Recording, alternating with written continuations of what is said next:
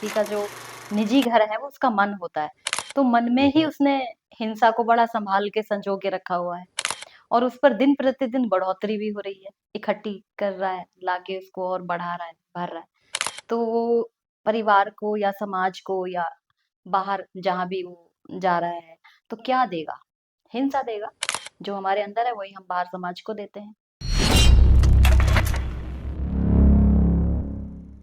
समाज तेजी से आगे बढ़ रहा है और अपने साथ तमाम चुनौतियां लेके आ रहा है और खासकर परिवार में ये चुनौतियां एक बहुत बड़े संकट का कारण बनती आ रही हैं।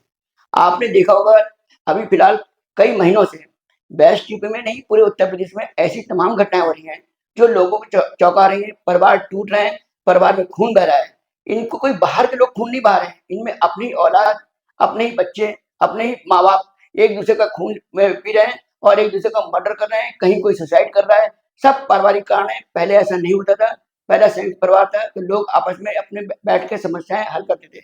लेकिन अब क्या हो गया है कि अब जहां देखे कई लालच हैं, कई कारण हैं जो इस तरह की खूनी वारदातों का कारण बनते जा रहे हैं।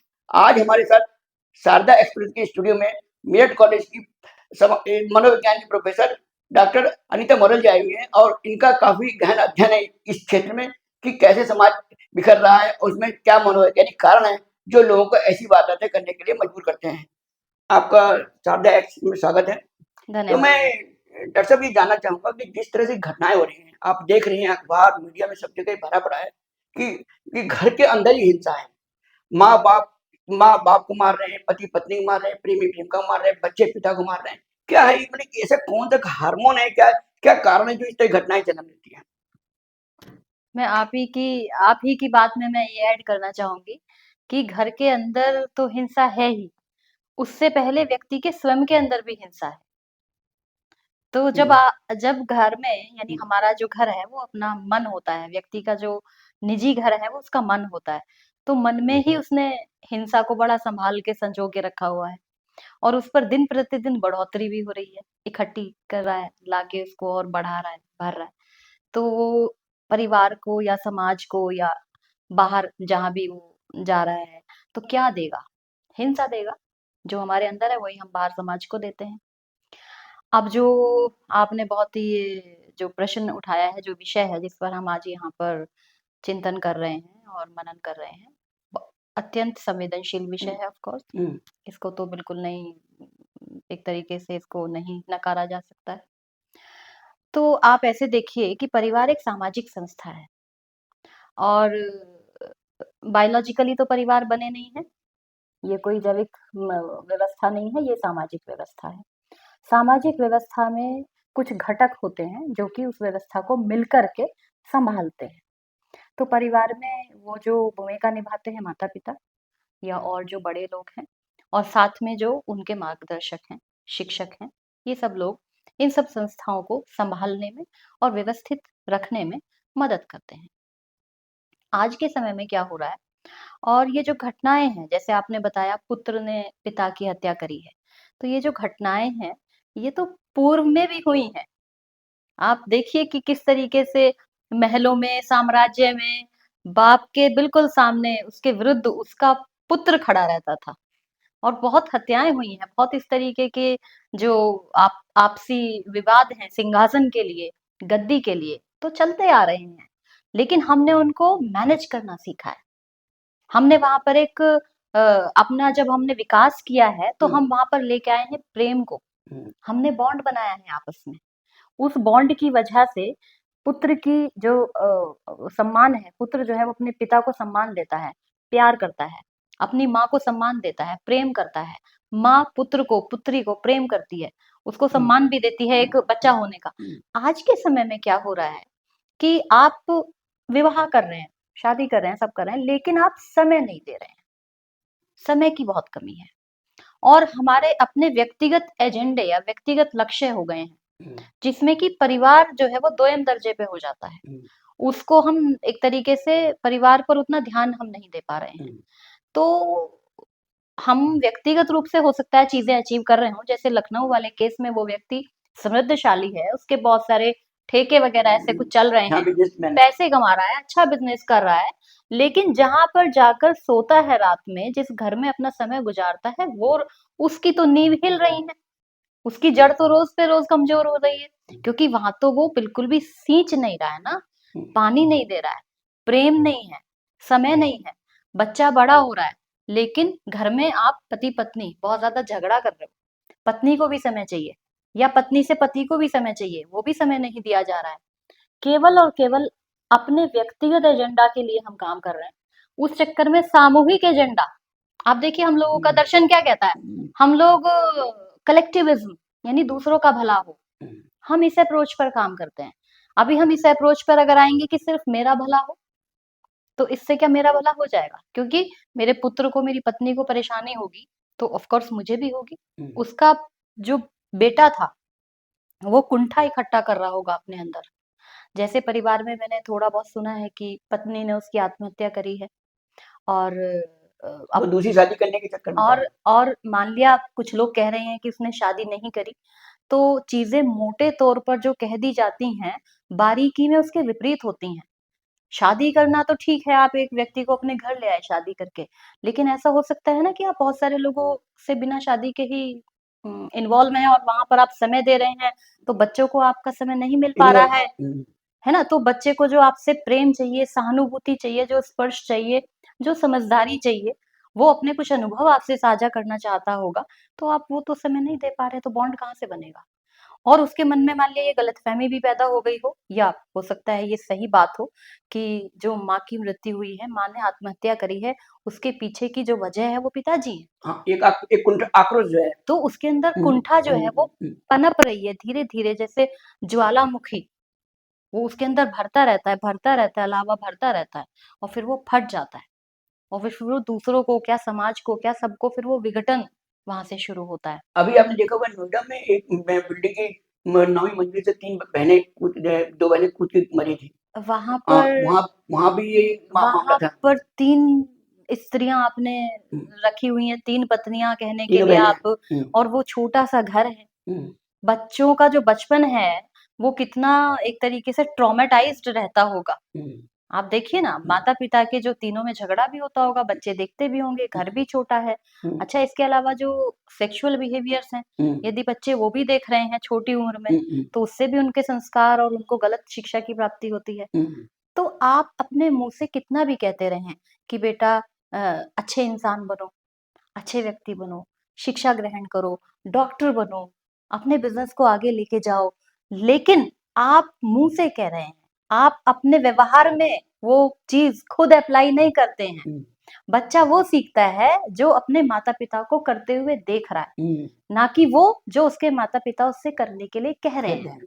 तो हमारे पास नैतिक बल होता है, हुँ, और नैतिक बल तब मजबूत होता है जब हमारे व्यवहार में वो शिक्षा खुद झलकती हो, हुँ, जो हम देना चाह रहे हैं बच्चे को। तो पिताजी तो अय्याशी कर रहे हैं, पिताजी तो समय बाहर व्यतीत कर रहे हैं, पिताजी तो बाहर सामाजिक जीवन में ही केवल रचे बसे हैं, तो परिवार से कहाँ मिल जाएगा? परिवार से क्या बॉन्ड डेवलप हो जाएगा पिताजी का? ऐसे आपको क्या लगता है कि जो ये तो चलिए मर्डर की बात हो गई, बस कूद बढ़ रही है, लेकिन एक और प्रवृत्ति जो सामने आ रही है सुसाइड की। अभी आपने देखा होगा कि अम, कई लड़कियां हैं, जैसे मेरठ में भी कई सुसाइड के केस यूपी के कई हिस्से हो रहे हैं। आए दिन देख रहे हैं कि कोई फांसी पे लटक रहा है, चाहे वो मैरिड हो, चाहे स्टूडेंट हो, कोई स्टाइल। तो इनके पीछे भी परिवार के कारण है कि क्या इनकी कुंठा है, क्या स्ट्रेस है, क्या इनके मन में ऐसा क्या मनोवैज्ञानिक कारण क्या हो सकता है? देखिए, बहुत सारी जैविक प्रवृत्तियां हैं जिनको लेकर हम पैदा होते हैं, भूख, प्यास, नींद, और हमारी जो जीवन है वो सुरक्षित रहे, और हमको एक व्यक्ति होने की सराहना प्राप्त होती रहे, प्रशंसा। यानी हम चाहते हैं कि हमारा जो है दूसरे लोग मूल्य समझें। हुँ, तो वो मूल्य, जैसे मैं आपको बोलूँ कि आप बहुत अच्छा काम कर रहे हैं, तो आप जो अच्छा काम कर रहे हैं, आपको उसे और अच्छा करने के लिए प्रेरणा मिलेगी। हाँ। ये हमारी जैविक आवश्यकताएँ हैं, और हुँ, ये हमारी एक तरीके से इस तरीके की नीड्स हैं जिसकी वजह से हमने आज इतना विकास किया है, हुँ, जितना विकास हम कर पाए हैं। वो आवश्यकताएँ यदि आपके परिवार में पूरी नहीं हो रही हैं, आपके आस-पास के दोस्त, आपके परिवार के सदस्य, आपके माता-पिता या आपका पार्टनर यदि उन आवश्यकताओं को पूरी नहीं कर पा रहा है, नहीं समझ रहा है आपको, तो आपके अंदर कुंठा पैदा होनी शुरू हो जाती है, और उस कुंठा को रोज़ डोज़ मिलती है। हुँ, वो आपकी पत्नी, आपके बच्चा आपसे कुछ कहना चाह रहा है, और आपने सुने बिना उसको बीच में टोक दिया।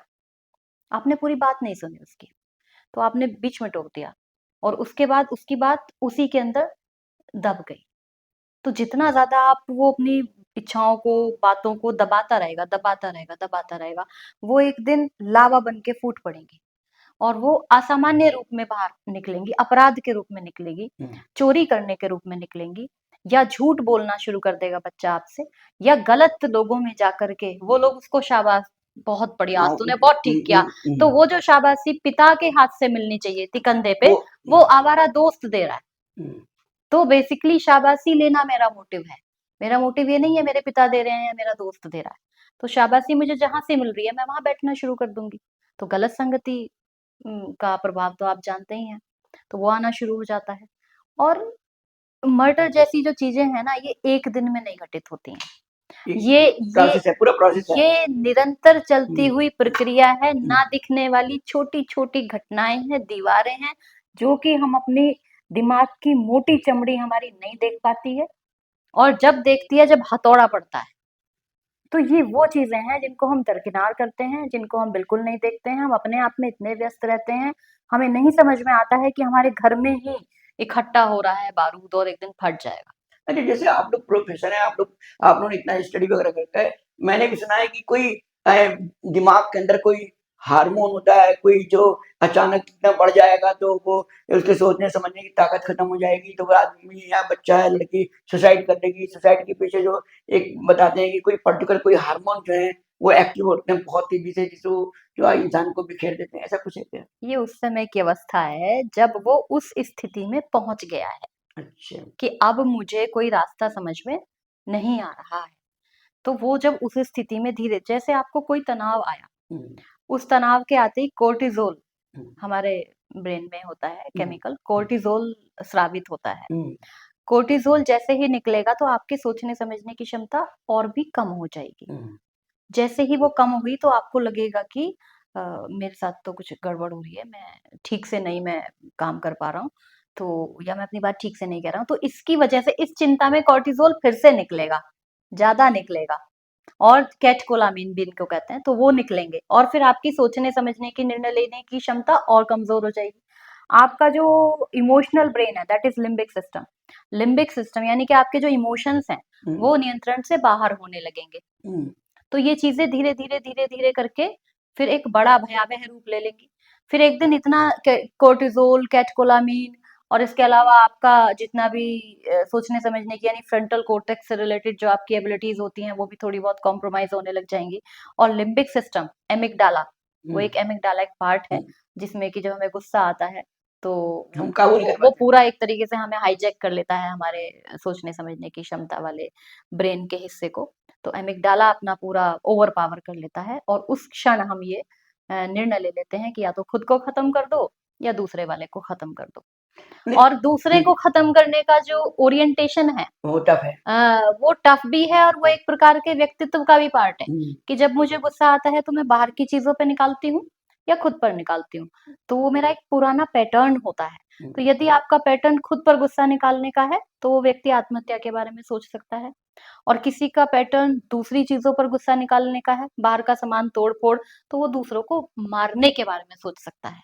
जो हिंसा का रूप लेता है। बाहरी हिंसा। हिंसा जो है हिंसा तो वो भी है जो मैंने अपने हाँ, साथ वो करी। एक्सटर्नल। हाँ, लेकिन एक्सटर्नल हिंसा फिर वो करेगा, वो किसी और को मारेगा और वो सोचेगा कि इससे मेरा समाधान हो सकता है समस्या का। क्या ऐसा कोई मनोवैज्ञानिक कारण ऐसा भी है कि जो आजकल जो मोबाइल में बच्चे जो घुसे हुए हैं और जो छोटे बच्चों से लेकर जो 16-17 साल तक की उम्र के बच्चे जो दिन भर मोबाइल में डूबे रहते हैं, क्या वो भी कोई कारण बन सकते हैं क्या इस तरह की डिप्रेशन के या इस तरह की हिंसा के या इस तरह के सुसाइडल अटेम्प्ट के, या एक दूसरे से आप कंपटीशन कर रहे हैं, नहीं पा रहे हैं उसको, आप अपने मन के अंदर चिंता कर रहे हैं, इसके पीछे मोबाइल का भी कारण है क्या?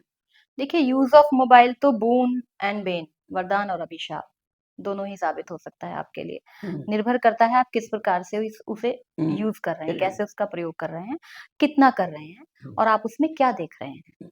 तो ऐसे बहुत लोग हैं जिन्होंने मोबाइल, इंटरनेट का प्रयोग करके और अंतर्राष्ट्रीय लेवल पर जो है चीज़ें सीखी हैं और ख्याति प्राप्त करी है और इवन रिसर्च कर रहे हैं, सब कर रहे हैं। तो वहाँ से उनको डेटा मिल रहा है, सोर्स मिल रहा है। और ऐसे भी लोग हैं जो मोबाइल पर सिर्फ़ इस तरीके की चीज़ें न्यूडिटी देख रहे हैं या इस तरीके का सामग्री गेम में देख लगे रहे हुए हैं, हैं, तमाम चीजें। गेम में लगे हुए हैं। तो उसका एडिक्शन हो रहा है। साथ में जो आपके रील्स वगैरह हैं, तो रील्स क्या है कि एकदम से तुरंत डोपामिन सीक्रेट होता है, फिर दूसरी रील देखने का मन करता है, फिर उससे डोपामिन शूट होता है। तो एक तरीके का डोपामिन एडिक्शन भी जो है वो आजकल जो है लोगों में उत्पन्न हो रहा है, और उस चक्कर में उनको समय का आभास नहीं रहता है, और उनको बार-बार डोपामिन का फ़ील करने की अर्ज आती है अंदर से। तो उससे मानसिक विकास तो ऑफ कोर्स प्रभावित होता ही है, क्योंकि हम डोपामिन के उसमें लूप में रहना शुरू कर देते हैं, और सेंस ऑफ अचीविंग वाला जो केमिकल है सेरोटोनिन, वो कम सीक्रेट होता है। अच्छा। तो सेंस ऑफ अचीविंग हम चाहते हैं कि हमने कुछ अचीव किया है, हम ये महसूस करना चाहते हैं, और उससे ही हमारी ग्रोथ होती है, उससे ही हम हेल्दी फील करते हैं।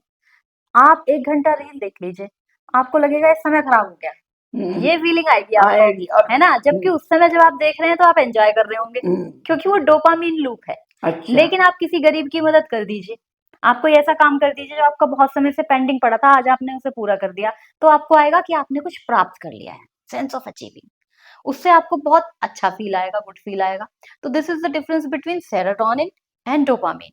आप डोपामाइन प्राप्त करने की एक्टिविटी कर रहे हैं यस। या सेरोटोनिन की कर रहे हैं, ये आप सेल्फ चेक दे सकते अनुजा हैं। जी, एक बात मैं बहुत जरूरी सवाल था, लोगों का कहना भी था कि आपकी क्या राय है कि लोग जो यंग जनरेशन है और जो बहुत जल्दी दूसरे के प्रभाव में आ जाती है साइकोलॉजिकल कारणों से, कि कैसे परिवार को बचाएं और कैसे बच्चे को अपने मन के कंट्रोल में रखना सिखाएं।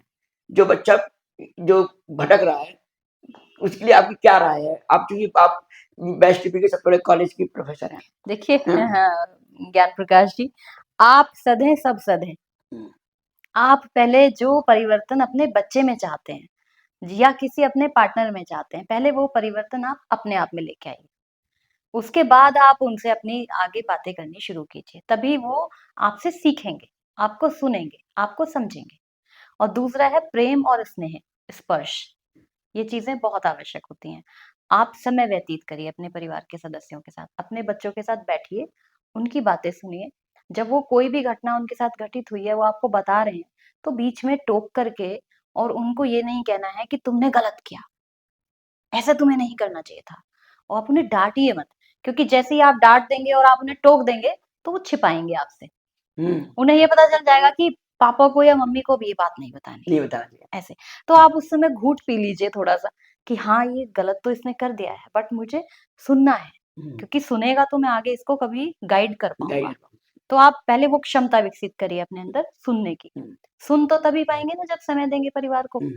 तो इसीलिए तो कहा गया है ना, गाड़ी के 2 पहिए हैं और दोनों में संतुलन बहुत आवश्यक है। तो यदि एक पहिया भागने लग जाएगा आगे-आगे और एक पीछे रह जाएगा, तो गाड़ी तो पलट जाएगी। बिल्कुल, वही हो रहा है। तो आपको महत्व देना पड़ेगा अपने पार्टनर को भी, अपने बच्चों को भी, और आप उनको समय दीजिए, आप उनको समझाइए। अनिता जी, आखिरी सवाल ये था कि लोग डिप्रेशन से कैसे बचें? डिप्रेशन से कैसे बचें? क्योंकि डिप्रेशन ही तमाम तमाम बुरी चीजों का जनक है। डिप्रेशन तो ज्ञान प्रकाश जी ऐसी अवस्था है ना कि जैसे हम आगे कुआँ पीछे खाई। मतलब हमें ये लगता है कि हम एक खाई में बहुत गहरे में नीचे बस चलते चले जा रहे हैं, और इस अंधेरे का कोई अंत नहीं है। वो जब वो आ जाती है मानसिक स्थिति, जब होपलेसनेस, हेल्पलेसनेस और आपके इसके अलावा वर्थलेसनेस, होपलेसनेस, हेल्पलेसनेस, वर्थलेसनेस, मैं किसी योग्य नहीं हूँ, मुझे कोई उम्मीद नहीं है और मुझे कहीं से कोई सहायता प्राप्त नहीं हो सकती है। ये 3 अवस्थाएँ जब आती हैं तो डिप्रेशन होता है, ऐसी अवस्था में। यहाँ तक पहुँचने से पहले बहुत सारी ऐसी मौके हैं जहाँ पर आप रुक सकते हैं। आप दूसरे लोगों से बात करिए। आपको कोई भी समस्या है, आप ये समझिए कि ये भी एक शारीरिक बीमारी की तरह ही है। जैसे बुखार होता है, हम दौड़ के डॉक्टर के पास पहुँच जाते हैं। जुकाम होता है, हम तुरंत जाके कोई एंटी एलर्जिक ले लेते हैं, क्योंकि वहाँ पे हमें कोई ऐसे फ़ील नहीं होता ना कि लोग हमें जज करेंगे। तो ऐसे ही यदि आपको कोई मानसिक उलझन है और वो आपसे नहीं सुलझ रही है, जब जुकाम होता है, आपसे नहीं ठीक होता है ना, तभी तो डॉक्टर के पास जाते हैं। तभी तो आप डॉक्टर के पास जाते हो। तो यदि आप किसी ऐसी गहरी मानसिक उलझन में फँस गए हो, नहीं सुलझ रही है, तो आप या तो किसी अपने विश्वसनीय जो कि आपसे समझदार हो, आप उससे बात कर लीजिए, या फिर आप किसी प्रोफ़ेशनल पे चले जाइए। क्योंकि कभी-कभी ऐसे होता है कि जो लोग विश्वसनीय हैं, आज हमने उनको अपने राज़ बता दिए, कल वो हम पे उनको यूज़ करेंगे और हमको ब्लैकमेल करेंगे। हाँ, ऐसे ऐसे बहुत होता है। तो जो हमराज़ होते हैं, है ना? तो वही फिर आपको बाद में फिर हम परेशानी कारण बनते हैं। बिल्कुल आपको हम्म, परेशान करते हैं, आपको एक तरीके से ब्लैकमेलिंग करते हैं। तो आप प्रोफेशनल्स के पास जाइए, प्रोफेशनल इस चीज में ट्रेन है, हम्म, वो आपकी बात सुनेंगे और आपको बिल्कुल सही वहां पर थेरेपी देंगे, काउंसलिंग करेंगे, मेडिसिन देनी है तो मेडिसिन की तरफ आपको हम्म। भेजेंगे, वहाँ की सलाह आपको देंगे और आपकी बात हमेशा कॉन्फिडेंशियल रखी जाएगी। आपको ना किसी किसी को पता नहीं चलेगा। आपको किसी प्रकार की जज नहीं करेंगे हम्म, क्योंकि वो तो हम्म, वहाँ डॉक्टर की तरह बैठे हुए हैं ना। आप वहाँ हम्म। कुछ भी आप उनको बताइए, they are very much non judgmental और वो आपको वहाँ सुनने के लिए और उसके लिए बैठे हुए हैं। तो प्रोफेशनल एडवाइस जो है अभी आपने देखा, प्रोफेसर अनीता मनोहर ने बताया कि परिवार में सामंजस्य होना चाहिए, एक दूसरे को समझने के लिए टाइम देना चाहिए, पिता पुत्र को, पुत्री को माँ को, यानी परिवार में जब भी सामंजस्य की कमी होगी और बच्चा अपने को अकेला महसूस करेगा और अपमानित महसूस करेगा कुछ पारिवारिक व्यवहार के कारण या कुछ पारिवारिक इग्नोर कारण, तब ऐसी समस्याएं पैदा होती है।